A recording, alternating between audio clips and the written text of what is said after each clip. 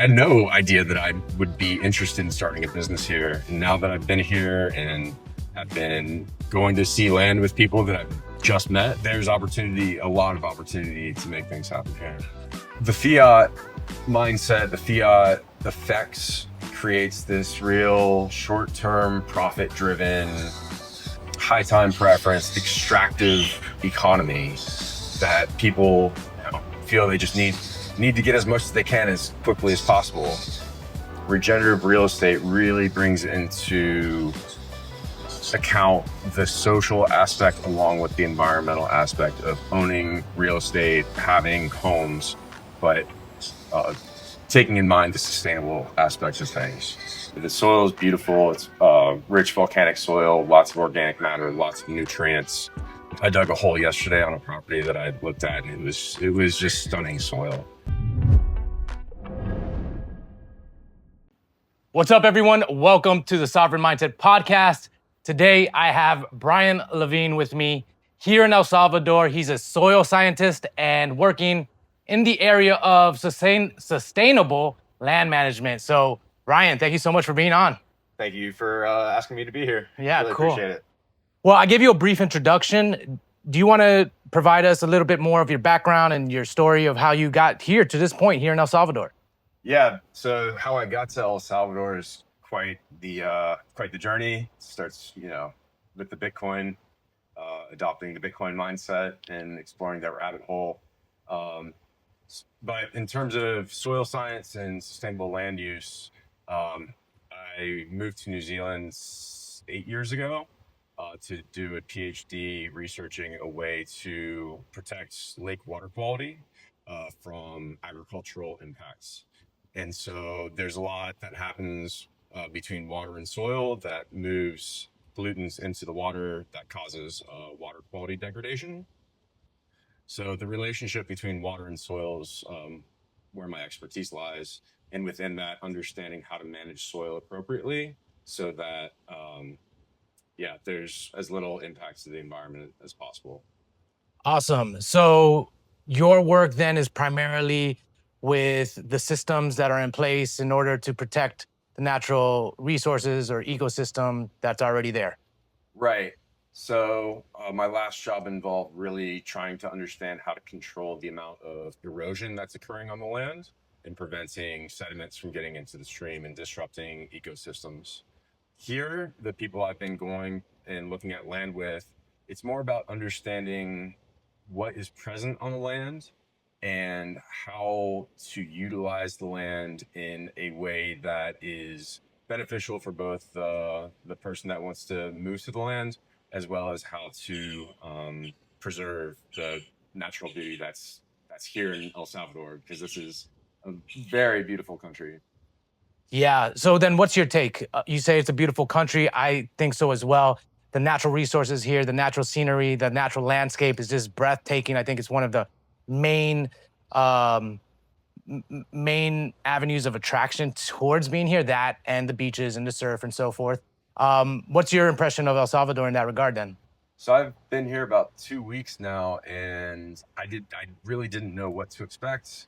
I follow a bit of what's going on here on Twitter, but I got here and there's just so much happening in terms of development, in terms of opportunity for people to come here and really just make their dreams come true. As trite as that sounds, there's just the opportunity present here to hit the ground running and make some moves. I had very little intention on I had no idea that I would be interested in starting a business here. And now that I've been here and have been going to see land with people that I've just met,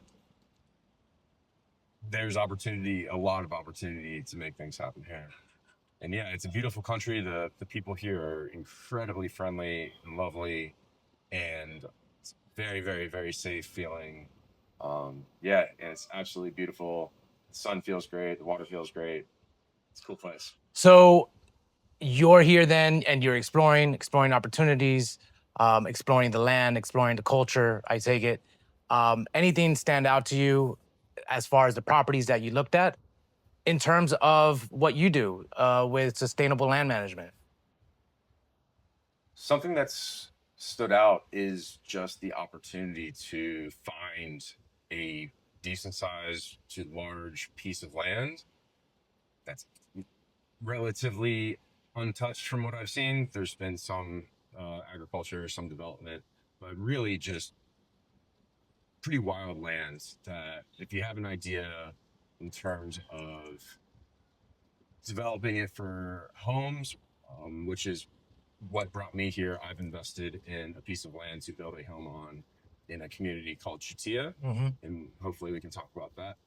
But the other pieces of land that I've seen, along with you, you asked me to come out and check out something with you. It's yeah, you can with enough work and time and a really low time preference approach to working the land and coming up with a plan of how to preserve things while develop it.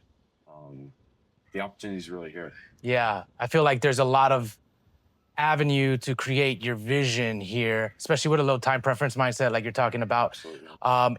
Also, the way I see it is it seems like the land is very fertile, although this is my kind of amateur perspective, but you have the volcanic soil that I would imagine is rich in nutrients. And if you just look around you, like it seems like anything you put in the dirt, it grows. And so I think that's a very, it creates the conditions for a very fertile atmosphere in which you can utilize and cultivate the land, not only to live in, but also in a sustainable way where you could actually harvest the resources that it provides. Yeah, absolutely. The soil is beautiful. It's rich volcanic soil, lots of organic matter, lots of nutrients. Yeah, I dug a hole yesterday on a property that I looked at, and it was just stunning soil. It's really great. However, where traditional agriculture has taken place, I am sure there's the typical soil degradation that conventional farming does to soil, which is that very extractive, almost mining the nutrients from the soil, which leaves the soils depleted. It completely changes the soil structures, and it just over time it becomes harder and harder to grow crops, which means more resources need to go into growing crops. And it's just a very vicious cycle. Yeah, turning neighborhoods, I guess these lands that will be developed to some degree, turning that into productive land is a very important aspect of what I want to do here. I think I heard that El Salvador imports some very, very high percentage of their food into this country. 70% from Guatemala, maybe. And needless to say, that creates food security issues. And like you touched upon, the soils here are amazing. There's plenty of sun. There's plenty of rain. This is a very fertile environment. It's just not really being utilized. So when I went out to look at Shatia for the first time, and just so the viewers know, Stratia is a housing development or intentional community that you're involved with? Right. So I'm friends with one of the capital partners that has bought Shatia, and they're really pushing this community aspect to this development project. So there's going to be 21 private lots with homes on the property. There's already fruit trees, and they're partnering with a charity organization called House of Life, which rescues human trafficked women and their children. And so there's a donor has donated a house for the House of Life to be there. And when I got there, I just saw the layout to be able to integrate a lot of food production, something I would call an agri-hood, to where the public areas and maybe the margins of the land will be put into productive use, grow fruit, grow vegetables, have animal husbandry, have chickens, have goats, chickens for eggs, goats for milk and meat. The land's there, it can be done, and it creates an potential for an income generating activity for the people living at the House of Life. So the House of Life is a very locally driven project. I think 1/3 of Shatia is owned by El Salvadorians. And so this is a very, very community minded group of people who are investing in this project right now and will be investing in the future. One of the terms that's been used for Shatia is called regenerative real estate. So regenerative in the sense that it's good for the land as well as the social aspects of moving the world in a better place. Yeah, and I hope that El Salvador kind of becomes a hotbed for these intentional communities or regenerative real estate, as what you're talking about. I think that overlaps well with the Bitcoin ethos, where it's low time preference, it's a return to reality, a return to our values, a return to what's, what's organic and what's real. And I feel like through the fiat way of living over the past 50 years, what it's done is it's atomized us. It's made communities be built purely for profit-seeking motive to overcome the degradation of fiat currency losing its value over time and interest rates, and it's always just wealth extraction, really.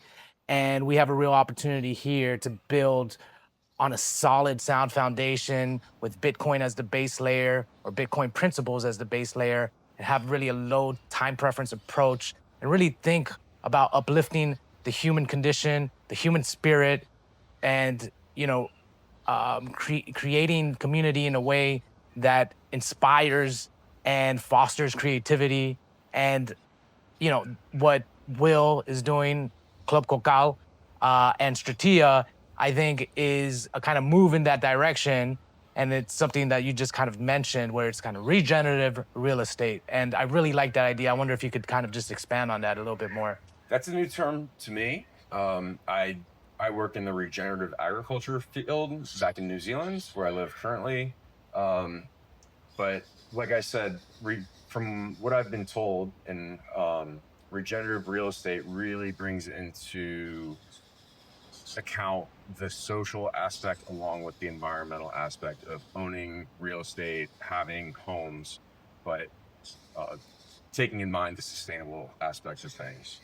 And yeah, the low time preference aspect of regenerative real estate and the type of work that I'm doing, which is sustainable land use, the fiat mindset, the fiat effects creates this real short-term profit-driven, high time preference, extractive economy that people feel they just need to get as much as they can as quickly as possible.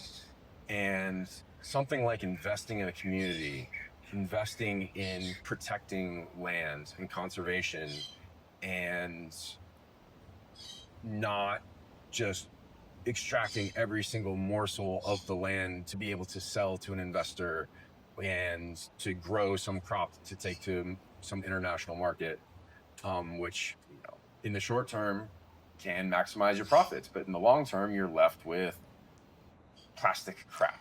Yeah, the way I look at it too is that ROI doesn't necessarily just have to be monetarily based.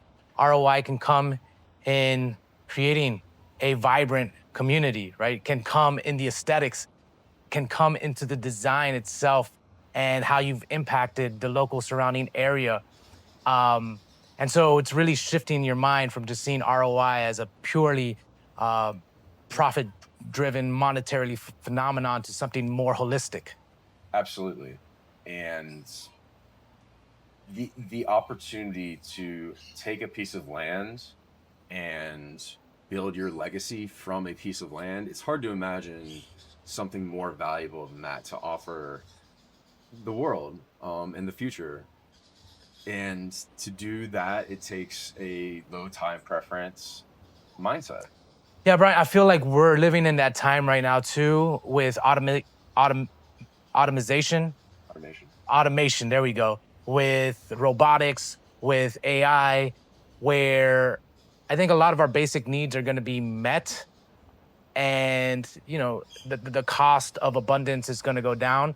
But as human beings, I think we have this internal mechanism that seeks purpose and meaning, and we find that in work. But when all of the mundane, monotonous, routine work is done, and not only that, but going into white collar jobs as well, where you might have a AI doctor, right, who can prescribe and provide prognoses better than the actual doctor can, or at least do it at scale. I think a lot of people are going to search for meaning and purpose, and I think that's going to return us back towards community, back towards the land, back towards food cultivation, and just becoming back in rhythm with the natural state of the world. I highly agree with what you just said. Yeah. Absolutely. And fortunately, something like Bitcoin really mobilizes the adopters to imagine that dream and go for it. Yes, because, Bitcoin, first of all, it provides the perspective that you need to actually become aware of the problems. It's almost like when you're in a fiat mindset, you're living in the matrix. You don't see the systems that are operating in the background, and you just take it for granted that this is just the way it is, where Bitcoin is like a mirror and it reveals the shitty circumstances that we are living in and how much better things could be. In my opinion, Bitcoin is like a calling to return to greatness for humanity, right?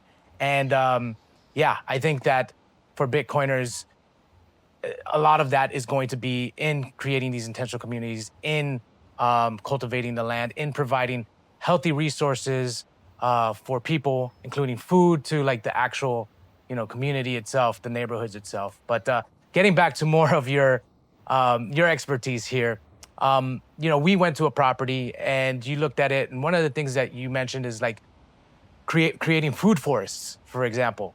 And I thought that was a really cool idea. Like, imagine walking to your home from the common areas, for instance, and then being able to pick a few berries or a mango or fruit or vegetables on your way home to prepare for dinner that night. How hard is it to create these kind of permaculture systems? Like most low time preference thing, it takes a lot of upfront effort, planning, an understanding of the natural system you're presented with, understanding what dynamics are at play in that environment. And it's an iterative learning process. It's your first go, you're going to learn a lot. And it takes time for somebody to tend to the garden and the land. So I think one of the potential challenges for these intentional communities could be the fact that people may not want to stay there 100% of the time. So figuring out who's going to be responsible for keeping the gardens going could be a challenge for something like these intentional communities with people coming to El Salvador.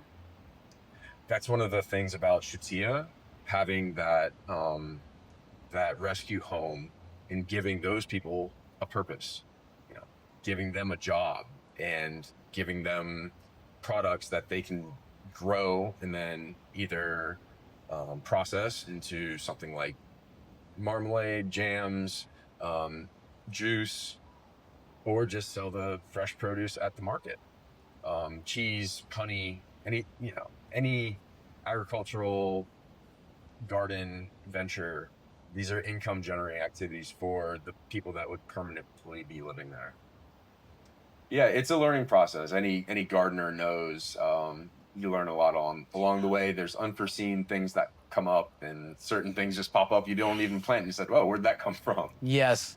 To me, that's going to be one of the biggest challenges. So one of the reasons why, it's good having people like you here in El Salvador, because you come from that background, you come from a wide range of experience doing this stuff. And, I hear from a lot of people, right, the idea of building a homestead or building an intentional community or going out there, building some off-grid property. It sounds glamorous. It sounds romanticized. It's something we romanticize about, but in reality, it's a lot of work. And it's a lot of mistakes and a lot of hardships along the way. You got to go up a steep learning curve.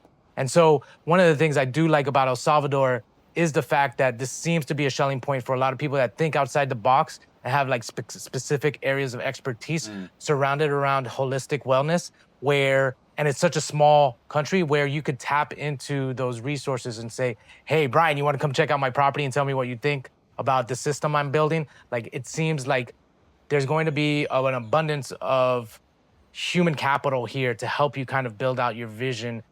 Do you get that? First of all, what do you think about that idea of kind of building an intentional community being kind of somewhat romanticized, and that the actual hard work behind it and what it takes? And then also about El Salvador and the potential human capital that's going to flock here in order to help you, move up that learning curve a little easier.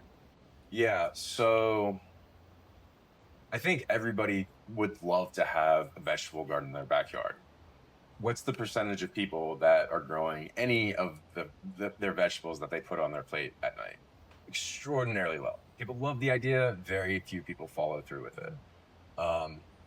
Scale that up to an intentional community that's trying to grow some percentage of its own food and be self-sustaining to some degree. I think the percentage of people who are actually going to follow through with that are going to be quite low. So you can have this amazing vision. It really is about bringing in the people who are really want to do that, who are committed, willing to invest their time in order to reap the benefits that are long-term payoff in different values than maximizing money. Instead, they take some sort of value from integrating themselves into a natural ecosystem, learning how to work with the land, and the pleasure of looking at your plate at night and know that your hard work directly impacted you eating that food right there. Yeah. Eating a meal of food that you've grown yourself is an extremely rewarding experience, speaking from my own. Yeah. And then as far as El Salvador attracting the right people, do you think that's the case? It's happening. There are people here that it's absolutely incredible, the quality of brains that are walking around here that I'm meeting in the 2 weeks that I've been here. People are very turned on. Yeah. It's the Bitcoin, Bitcoin's drawing some people here, it seems, some very intelligent people here. And so permaculture, one of the principles of permaculture is a very community mindset. And a lot of knowledge is shared within or between different permaculture communities. And so it's that when approaching things with a permaculture mindset, you're tapping into a community of knowledge sharers, which is really cool. And so one of the things that gets me excited about coming here and working within the permaculture field is not just me showing up and consulting with activities, but really honing in on teaching people what I'm doing so that they can take it, do it themselves, and then spread it to the community around them. Work with not just the community that the new intentional community is, but use that as a hub to educate the people around that community. So to increase the food security, to build a stronger community around that local permaculture hub. Yeah, one of the things that I'm going to do as I progress with my project, even up to right now, it's like pre-project, right? Planning phase for me. But I am going to kind of open source it in the nature of Bitcoin, right? Kind of open source the process that I'm going through, talk about the mistakes, the successes, what's worked for me, what hasn't, and so forth, in order to create this kind of reservoir of information, right? Like just really high quality information that comes from actual experience on the ground here in El Salvador for other people that want to come and walk down this path and make El Salvador their home for their either homestead or intentional community that they're building out. Because I think it's worthy. And I think that El Salvador, it would be really cool to have a network of intentional communities or homesteads of like-minded people who kind of share similar values and worldview, and who can act as a integrated network and provide resources for each other. One of the things that you realize here coming to an emerging country that's been in the dark for 40 and 50 years is you recognize that you actually need entrepreneurs and people to come here and work in order for you to live a more high quality life, to raise your standard of living. Like, I have so much more appreciation for the entrepreneur that comes here and, you know, puts into work in order to get me local grass-fed beef and raw milk, because if it wasn't for him, we wouldn't have it. And it provides such more substance to my living. And so you can take that for granted, for instance, in the United States, where you just have already established systems and abundance, and you don't even think about the people behind the actual products.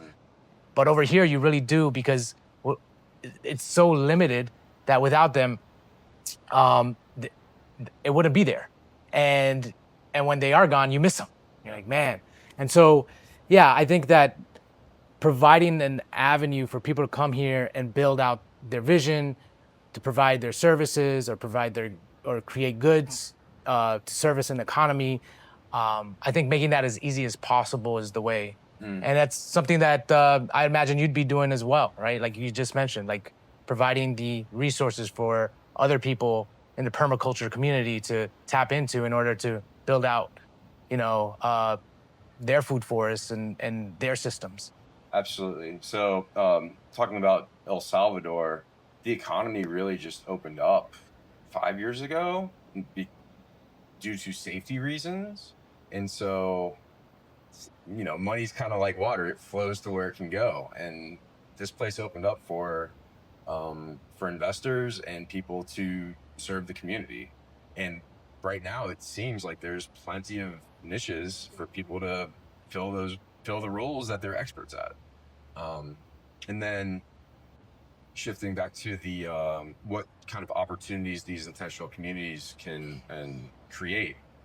So my original experience that really helped form my understanding of how these systems can and do work is I did the Peace Corps out of university, pretty much right out of college.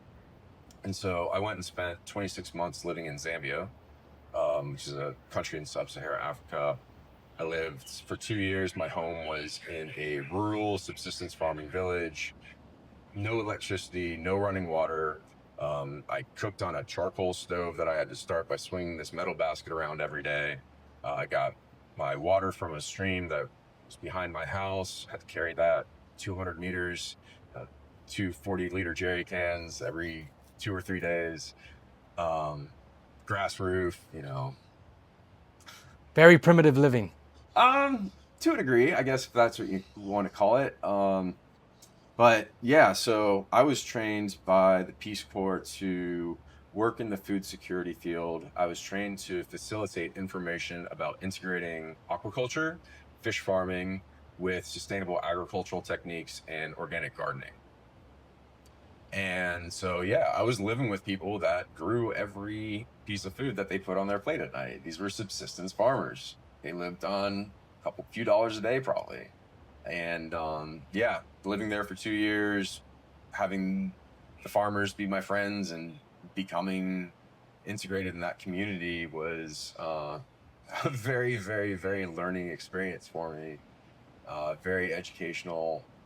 Gives me a reason to not take the Western comforts for granted, and gave me an understanding about food systems that can be integrated into these off-the-grid, sustainable, intentional communities.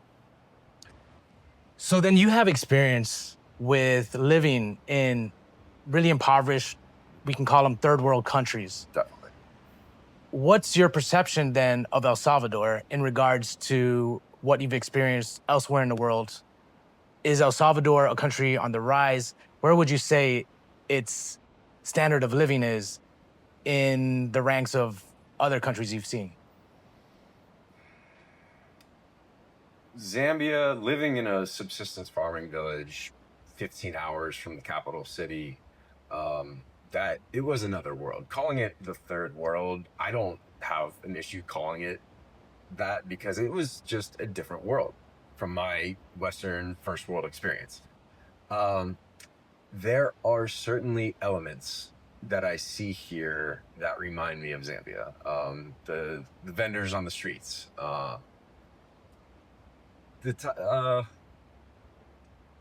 this and that.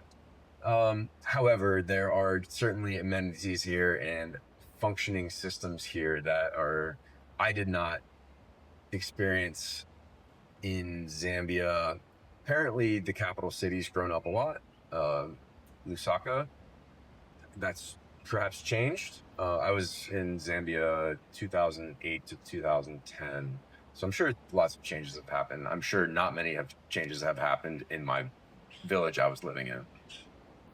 But comparing my experience from Africa then to being in El Salvador now, I'd say if Zambia is here, the United States is here, I'd put El Salvador 60 to 70% on the way towards the United States.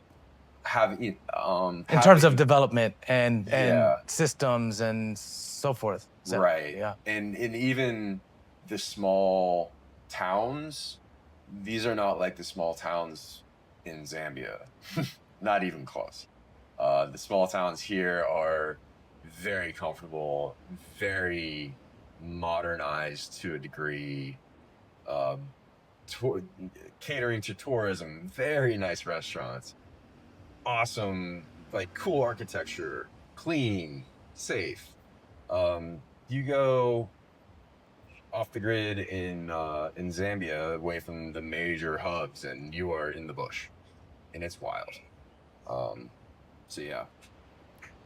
Oh, the transition for somebody moving from, say, Europe or the United States without that real bush experience would find El Salvador in 2025 much easier to acclimate to compared to the Zambia that I saw in 2008. Awesome. Yeah, I'm sure there are there are subsistence farmers in El Salvador. That I would imagine there are. I don't know. And I'm sure there are some areas off the beaten path here that are very impoverished. But the areas that I've seen, even the small towns that I've seen, the beach area, Surf City, it's all very nice. Yeah. All right. Well, cool. Brian, thank you so much for coming on. Brian is the soil guy. He is the sustainable land use guy over here in El Salvador. If you need help with your property, he's the guy to talk to. Is that right? Absolutely. Yeah. In the show notes, I'll give my Twitter handle and contact me through there for your legacy land, low time preference approach to managing your land here. Cool. Anything else you want to say before we close off? I think that is it. I'm happy. All right. Take care, guys. Thanks so much for having me on. You got it. Y'all.